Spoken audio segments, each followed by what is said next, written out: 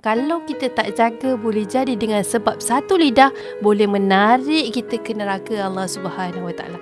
Nauzubillah min zalik. Okey, pertama sekali, kita tak naklah orang panggil kita sombong. Jadi kita naklah bercampur dengan orang lain. Tapi kita risau kalau kita duduk dalam kelompok berbincang itu, kita takut kita buat dosa, iaitu mengumpat. Pertama, info tambahan kepada semua wanita di luar sana bahawa lidah kita ini adalah alat yang kalau kita tak jaga, boleh jadi dengan sebab satu lidah boleh menarik kita ke neraka Allah Subhanahu Wa Taala.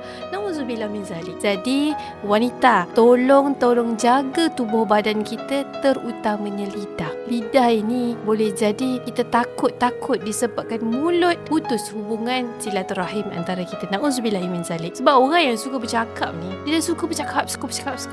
Orang yang macam ni kadang-kadang kebanyakan dia bercakap perkara yang tak berfaedah pun. Sedangkan Allah Ta'ala kata, aku bagi lidah ni buat molek-molek cakap perkara-perkara yang baik, perkara-perkara yang berfaedah. Allah ajarkan kita dalam surah An-Nisa ayat 114. Allah kata, kalau kau nak dapat redha Allah, kau nak dapat rahmat Allah, nak dapat pahala yang besar, lidah ni guna dengan 3 perkara. Pertama, ajak orang bersedekah. Jomlah bersedekah.